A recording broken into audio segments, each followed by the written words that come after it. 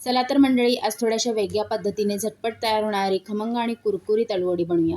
तर त्यासाठी आपल्याला 7 ते 8 इथे मी अळूची पानं स्वच्छ धुवून बारीक कापून घ्यायची आहेत. त्यानंतर छोटंसं वाटण लागणार आहे, त्याचं मी तुम्हाला स्क्रीनवर साहित्य दिलेलं आहे. पाणी न घालता वाटून घ्यायचं आहे. त्यानंतर एका भांड्यामध्ये 3 वाट्या बेसन, 1 वाटी तांदळाचं पीठ, चवीपुरतं मीठ, पाव चमचा हळद, बनवून घेतलेलं वाटण, 3 चमचे सुका खोबऱ्याचं वाटण आणि 1 चमचा गरम मसाला घालून मिक्स करून घ्यायचा आहे. 3 चमचे वरून आपल्याला गरम करून तेल घालायचं आहे. ते सर्व मिक्स झाल्यानंतर गरजेनुसार पाणी घालून आपल्याला ते मिक्स करून घ्यायचं आहे. त्यानंतर चिंचेचं पाणी घालायचं आहे आणि कापून घेतलेले अळूची पानं आहेत ते मिक्स करून घ्यायचं आणि घट्टसर बॅटर तयार करून घ्यायचं आहे. त्यानंतर मी दाखवल्याप्रमाणे रोल तयार करून घ्यायचा आहे. त्यानंतर आपल्याला हे जे रोल आहेत ते 20 मिनटं वाफवून घ्यायचे आहेत. 20 मिनटानंतर छान मस्त आपली अळूवडी तयार झालेली आहे. त्यानंतर थंड करायची आहे, आवडीनुसार कापून घ्यायची आहे. त्यानंतर डीप फ्राय किंवा शॅलो फ्रायही करू शकता आणि मस्त आपली खमंग कुरकुरीत अळूवडी तयार